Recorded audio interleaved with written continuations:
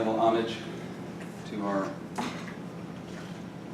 long-lost friend, the thylacine, otherwise known as the Tasmanian tiger. Very interesting animal. Kind of fascinated with these animals.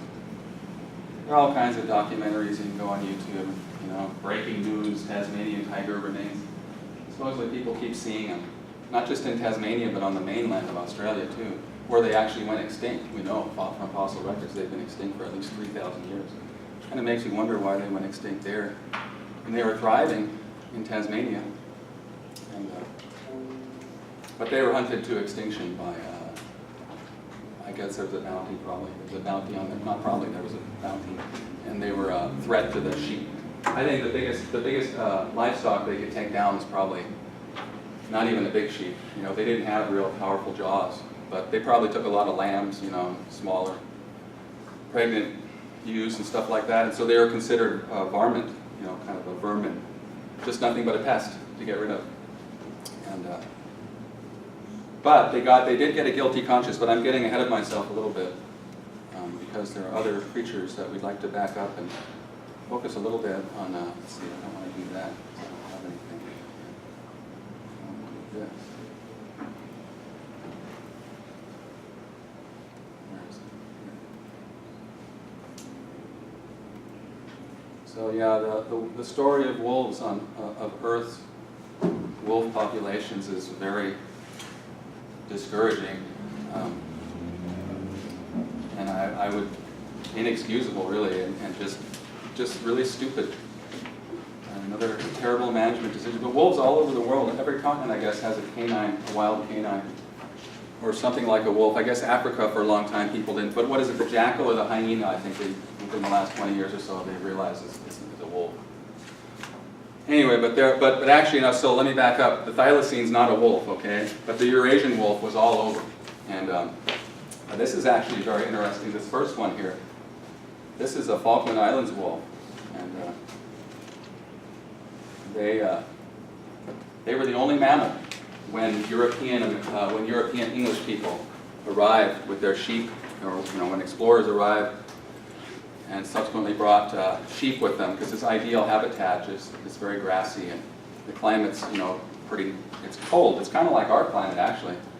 The Falkland Islands is about 300 miles off the coast of Argentina in the South Atlantic Ocean, right? And they're fairly big. Fairly big islands. There's a North and South Falklands. They're both roughly the same size. But when these European people arrived there, they were struck by the fact that this was not just the only wolf or the only predator, but literally the only mammal that lived on these Falkland Islands. And there remains a mystery that probably will never be settled as to why, how they got there. And there are two theories on that. I think the most popular, the most widely accepted theory is that they crossed over an ice bridge during the last ice age, roughly 12,000 years ago. And it so happens they were the only kind of animal that was equipped to actually make that kind of a journey all the way across that ice. So that's why they were the only mammal that ended up there. They're fairly small, smaller than Roy. I never introduced my dog. Sorry about that. His name is Roy. He does all my grading. So. No. They're smaller. They're like 45, 50 pounds maybe at the most. Even I think a lot of them were smaller than that. They had no fear of human beings at all, which I guess is fairly common among island wildlife populations. So they would come right up to humans. But there was, again, a bounty, and in 1876, they don't have any actual photographs of a living Falkland Islands wolf, but they have these stuff. They saved the hide, a few of them, they have the stuff in the museum. So that's not really what they look like, right? I mean, but it's a rough proximity or whatever, facsimile. But they were hunted to extinction within 30 years, basically. The European sheep herders got there in the 1830s and started, I think for the first 20 or 30 years, they didn't have permanent settlements. They just went there and see on a seasonal basis when the weather was nice and raised their sheep. But after a while, they started building permanent settlements and started staying there year-round, and that's when the extermination program accelerated. And they were commonly killed, actually, by holding out some meat. They come right up to you, and you entice them with that meat, and then you stab them. And there was no thought. That's kind of what's interesting. This was 1870s, right? When these guys are seeing their end. Kind of a remarkable animal with a remarkable kind of a mysterious story, right? And he's related to the South American wolf. South America has equivalents of all of our mammals. It's very interesting how these things, they have the spectacled bear down there. Very interesting bear. And their wolves, though, they call them the Maine wolf because they have long hair on their head, and they have they're tall. They have really long legs. I guess they're really good at chasing through the pampas, through the tall grass, catching stuff in the tall grass. But these guys are genetically related to them, although only quite distantly. Anyway, so somewhere though, this is my point, is that among people of the ethnic and Judeo-Christian and all that background that I personally come from, and that many of us, growing up in the United States, come from, our ancestors, we could say, I know they're not all of our ancestors, okay, but some of our ancestors seem to have evolved a conscience about species. Perhaps you could say, it's just anecdotal, right? I mean, I haven't done any kind of methodological survey of this. But it's just interesting to note that there was no conscience about this remarkable animal. Just get rid of the damn thing, it's just a varmint, right? Whereas 50 years later, in the 1930s, the Tasmanian government and their wildlife biologists are just freaking out, trying to save this Tasmanian tiger in the wild, and they set up state parks, preserves, because they thought there was some population still living over there. But there weren't. They were wrong. At least, it's pretty, there are some crackpots who keep saying, oh, they still exist. I'm sorry, they don't exist, they're extinct. They're actually one of the most popular candidates among people who are into this sort of thing to bring back an extinct species through genetic, right? And evidently they have very well preserved specimens. So that would be, they have all the gene is perfect, it's all intact. And so if they got that advanced, maybe they could bring this. Then we could all have pet thylacines, right? Anyway, no, I don't know if they were very good pets. And there's a subspecies of the Eurasian wolf that lived in Japan.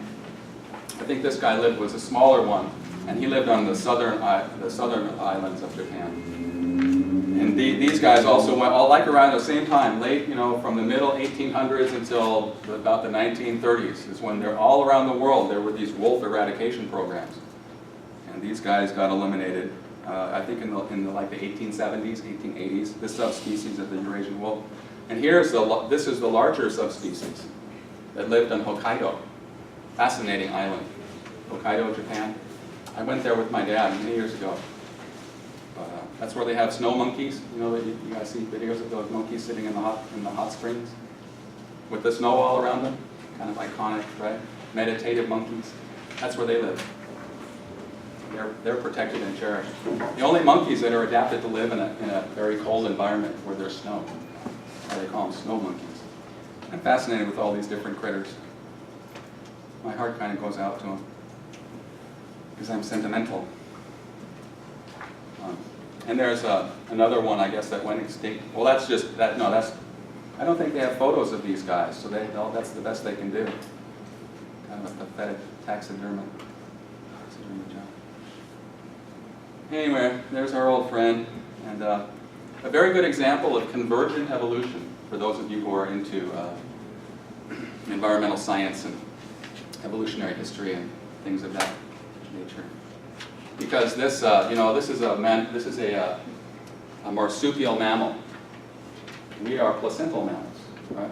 Us apes, us metaphysical monkeys are placental mammals, and so we have much longer pregnancies. Whereas these guys, the mamas, give birth and the pregnancy is only 5 weeks.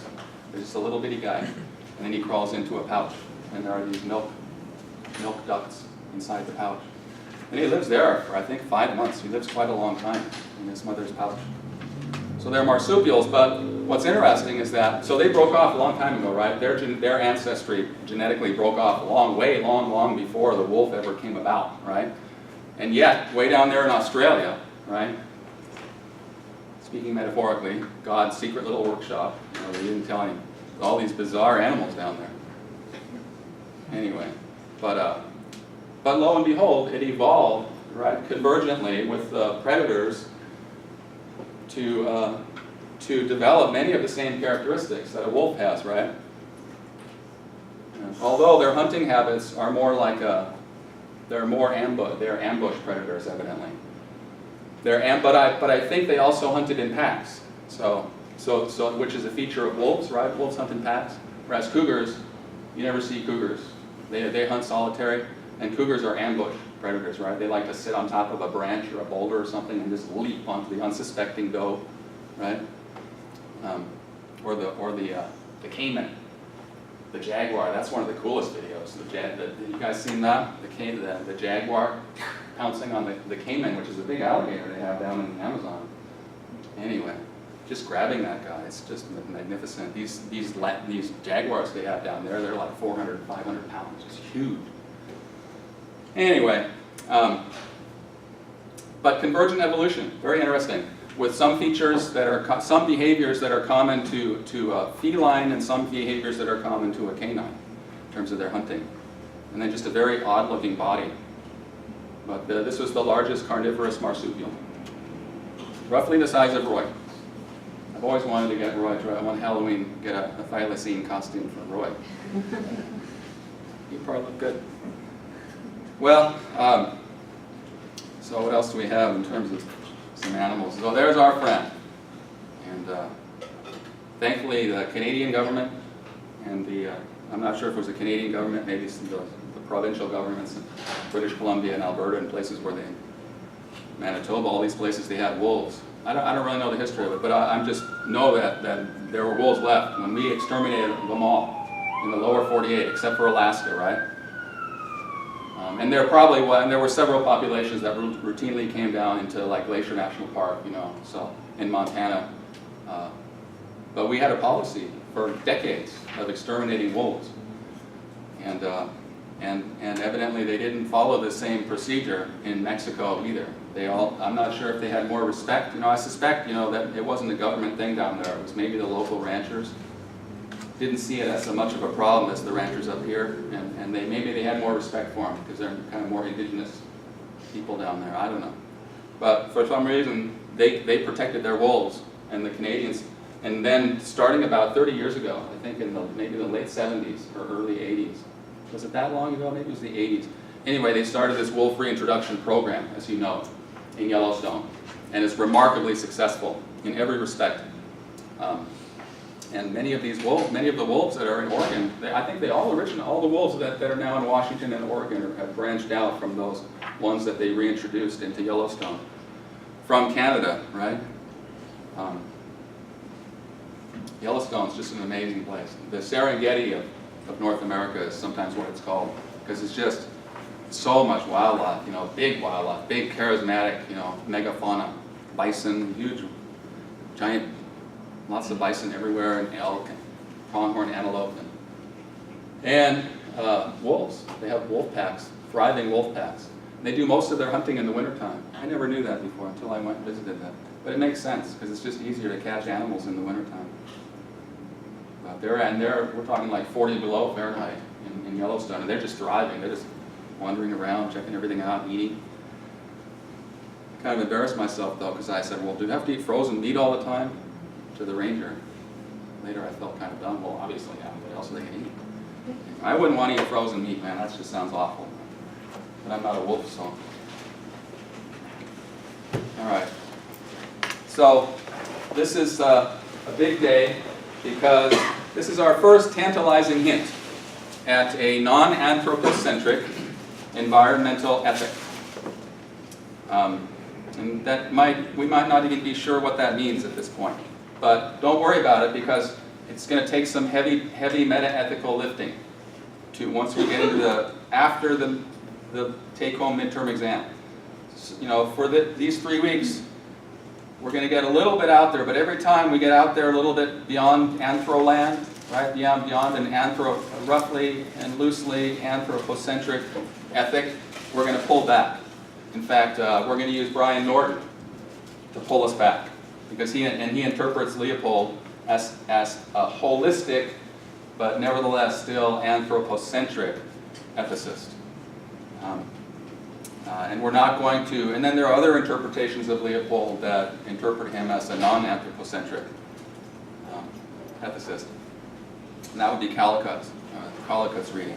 But, so this is our plan for the next 2 weeks, right? And then at the end of next week, you'll take home your midterm exam and do that. You won't have any reading assignment over that weekend because you'll just be working on your take-home midterm exam. But we will have read these two classic pieces. This Tuesday that I've asked you to summarize from Leopold, and then next Tuesday that I've asked you to summarize the classic essay by Albert Schweitzer. And these guys both, okay, I'll identify them for you right now. Leopold, by all lights, is, well, this is kind of, Norton reads Leopold as an anthropocentrist, but Leopold clearly hints at a vision of an ecocentric basis, a theory of morality and a theory of value that views natural resources as having inherent value or intrinsic value, having moral status of their own, ecological wholes, not just individual animals, but wildlife communities, species, genetic lineages, ecosystems, climate systems, all of these ecological wholes. Leopold writes, and he uses the word right. You know, like when we talk about human rights, Leopold talks about the rights of wolves, right? And he does mean that he does seem to be suggesting that their rights are based on an independent and direct moral status, right? Not just out of social utility, right? Which is one way, and that's basically kind of, maybe that's not fair, and if Norton was here to defend himself, he might say that's not what he's doing. But Norton, when you read Norton on Thursday, you'll realize that Norton just reads Leopold as this super enlightened anthropocentrist who just recognizes that all of these ecosystems and biotic communities are related to us, just connected physically. And if they're tarnished and damaged, then we're tarnished and damaged. And so we ought to protect natural resources for human benefit, right? Which is an anthropocentric argument. And certainly Leopold can be read that way, but Leopold is also making these enigmatic references to the rights of the biotic community, okay? And that's a very, you must stop to appreciate what an exotic concept that is, right? It's far more exotic than saying a dog or a deer or an orca has rights. Those are individual animals, and there's clearly somebody there. There's somebody home, right, that you can attribute the rights bearing to, right? They're bearing the rights. But what bears the rights in a biotic community, in an ecosystem? And yet Leopold and his followers, his most enthusiastic followers, have all, well, Leopold suggests it, and his most enthusiastic followers have all worked very hard to explain how, yes, there are intrinsic values, and we're not just talking about enlightened human interest. Yes, we should protect natural resources for our sake and for the sake of future human generations, but we should also protect natural resources because they all have independent, direct moral status, okay? When then it's odd calling them natural resources too, right? That seems a bit of a stretch at that point, because if they have, you know, then they're not just natural resources. There's something more. All right, so, but what we're getting into now is we're seeing in embryonic form in The Land Ethic, this essay that I asked you to read, this very famous essay that I asked you to read by Aldo Leopold. We're seeing the emergence of a holistic, consequentialist, resource preservationist policy, okay? A resource management ethic that is holistically oriented and that views resource management as something that should be guided by the best interests of the whole, okay? And sometimes that might mean culling out, sometimes that might mean eliminating individual beings, right? But the moral status is preeminently in the community. And so if a population of deer, for example, explodes, perhaps because humans have stupidly removed the natural predators from their environment, but then it's up to humans to go and actively manage that, Leopold argues, right? Because the ecosystem is the ultimate unit of moral, the basic unit of moral concern, and ultimate almost, right?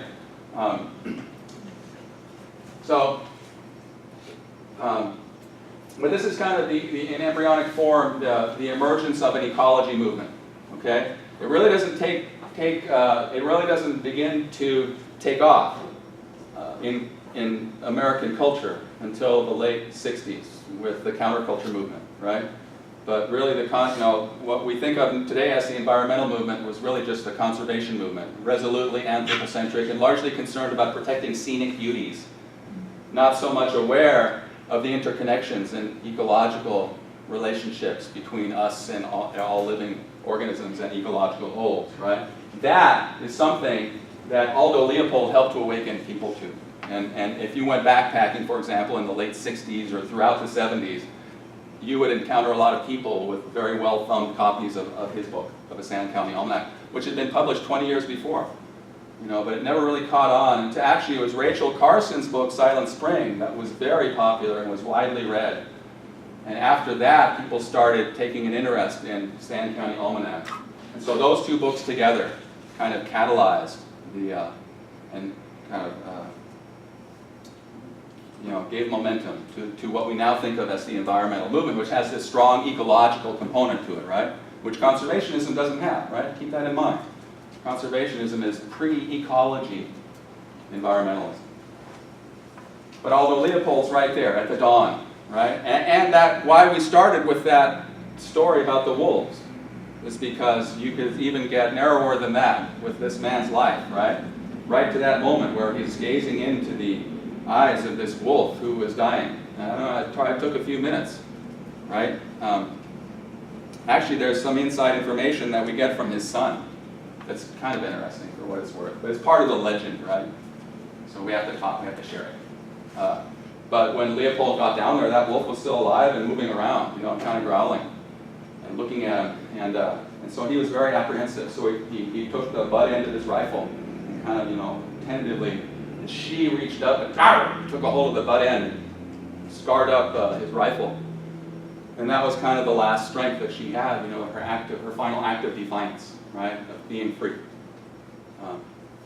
And then he passed that rifle on. He never fixed it, right? He never fixed it. He gave it to his son. And his son probably gave it to his son, so. But it's that moment, right, where Leopold begins to think like a mountain and not just think like a resource manager. Thinking like a mountain means thinking like an ecosystem, means taking the long-term perspective. All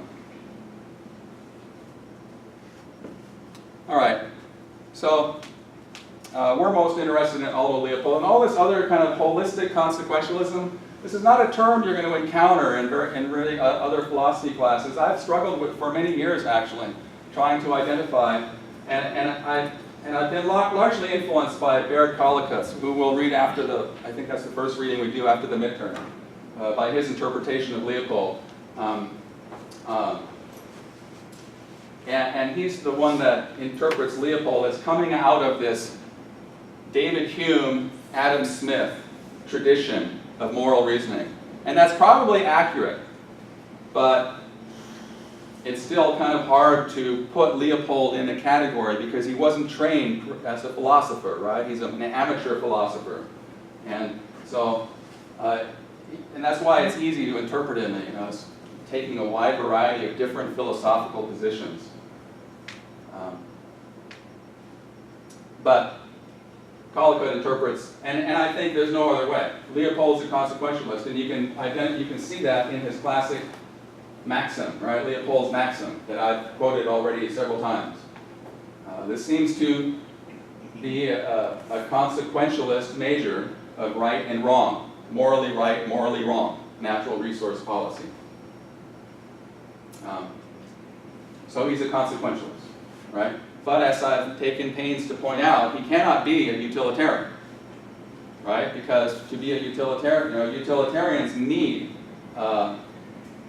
some cognitive structure, some experiencing being, experiencing satisfaction or dissatisfaction, right? And if you're a holist, and your ultimate basic unit of moral value is a collection of living beings, then again, there's really nobody there, right? So it's impossible to be a holistic utilitarian, right? That's impossible. So I just take a step back, I say, okay, utilitarians, what they are is they're individualistic consequentialists, right? That's a fair characterization, that's a fair description of what a utilitarian is all about. Whereas you can't, because Leopold's a holist, he can't be a utilitarian, but he can still be, and that's what he is, a holist, some species of holistic consequentialist, all right? And that means he's not a Kantian. But when we get to Roberta Milstein's piece in a couple of weeks, in, I don't know, 3 weeks or something, we'll see that she interprets Leopold more as a Kantian. She recognizes that Leopold is strongly influenced by Darwin. And Darwin's moral theory of moral reasoning is clearly more into Humean than the Kantian.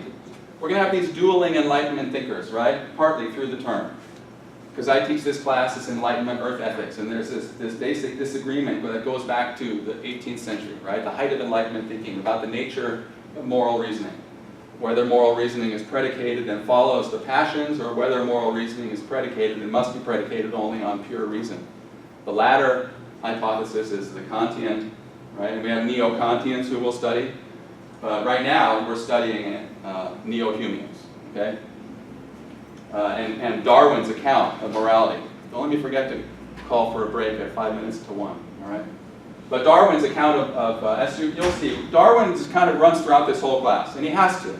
Darwin has to have a strong presence in every environmental ethics class, because Darwin is the loudest and brightest voice in the 19th century, awakening humans. And really, even though the Enlightenment technically ends, by most historians' accounts, the Enlightenment's over by the end of the 18th century, right? By the French Revolution, 1790 or so.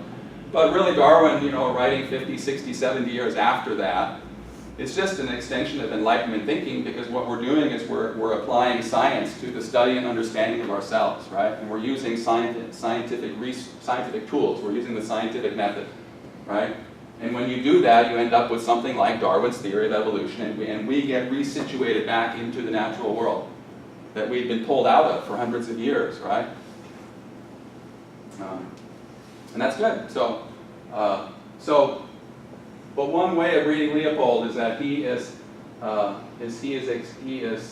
relying on Darwin to explain why we have to adopt a land ethic, because ethics by nature are tools to help human communities survive, right? So he says, we'll get to it on the next slide.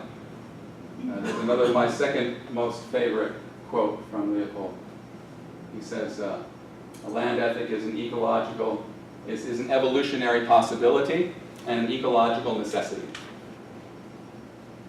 All right, anyway, so never get Leopold confused as a utilitarian. All right, so he kind of hints at some of what he was getting at in Thinking Like a Mountain too, in what I asked you to read. He writes of the rights of predators. Right? Note the language. Time was when biologists somewhat overworked the evidence that predatory mammals such as wolves preserve the health of game by killing weaklings so that they control rodents for the farmer. Here again, the evidence had to be economic in order to be valid. It is only in recent years that we hear the more honest argument that predators are members of the community, and that no special interest has the right to exterminate them for the sake of a benefit real or fancied to itself. All right?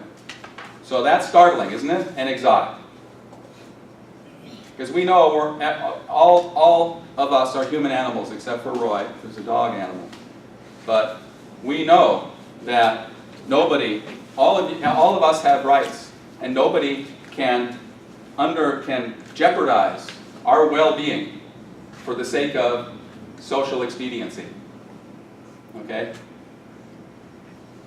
Nobody can come, let's say somebody has some really super valuable genetic material that they can create some powerful drug, whatever, treatment out of that'll cure 1 million people of their rare disease, right? If we lived in a totalitarian state, maybe that person would just send over some agents and arrest them and just harvest, But we have a rights tradition, so unless that person consents, can't do that. But would we think twice about it if it was a chimpanzee who had these special genes? Of course not, because we don't think of chimpanzees as actually having rights, right? The way we do, at least. Anyway, let alone a tree, let alone a forest or a community or a species, how can they have rights? So it's a startling claim, right? And he does not provide philosophical support for it. And that's why one reason why we're just going to draw back and we're going to leave the heavy metaphysical, meta-ethical work to after the midterm, all right? And that's when we start getting into, that's when we start making an effort to substantiate these vague references that we encounter in the land ethic to the right. I mean, he's suggesting that predators just have rights to exist. And even if they weren't, even if all the stuff even if eradicating them didn't have a negative, we know now, right? Science tells us now that eradicating wolves has a negative overall effect. It ends up taking value out of the land, right? Because, for example, what happened in Yellowstone, within 20 years of the wolves coming back, all these other species had returned, including aquatic species. You guys know the story, right? I mean, the elk would hang out, get fat and lazy, because they had nobody on patrol, right? The cops were out, they were gone. And so they would just hang out and wallow all over the creek, right? And that's where the food is. And so they just hang out there on a hot day. But when the wolves came back, no, you couldn't do that anymore. So the banks of the streams tightened back up again, the vegetation came back, the shade came back, that brought the fish back. And anyway, there's a famous video you can see on YouTube about wolf reintroduction, what it did to the ecosystems in Yellowstone, how beneficial it was. But anyway, Leopold's saying that even if it wasn't beneficial, damn it, they just have a right? So it's not, so in other words, he is waving out somewhere, he's relying, without acknowledging it, on some kind of non-consequentialist. Those of you who've taken my other class, you know I kind of like to stamp my foot sometimes to illustrate that's the non-consequentialist argument coming out. That's how I signify it. Because the non-consequentialist is the one who just says, damn it, I don't want to hear about all these people being happy. I mean, if you follow that line of thinking, then everyone should be doped up all the time, right? Because it'll make them happy and they won't complain. And everything will go more smoothly, right? But we know that's wrong. So don't tell me about happiness. Damn it, I know when something's right or wrong. And it's just right in principle, or it's just wrong in principle. That's the non-consequentialist point of view. I shouldn't go that way, I should go this way. The non-consequentialist comes with a set of principles already articulated from the past, or from his or her philosophical laborers. Whereas the consequentialist just kind of throws it all out on analysis of the consequences. It doesn't have to worry about articulating any principles. Except some real basic ones like treat all interests equal. Anyway. So this A-B cleavage is very interesting, and you could easily interpret what happened to Leopold as he became transformed from being a Group A conservationist to becoming a Group B conservationist. And that's what happened when he, although, as you'll learn from reading Norton's, if you don't already suspect it, from my comments last week, although Leopold continued in his job, in his capacity as the head guy, it wasn't a big, it was just one of his responsibilities, just one small part of his official duties as an employee of the Forest Service. But he was in charge for many years of the predator eradication.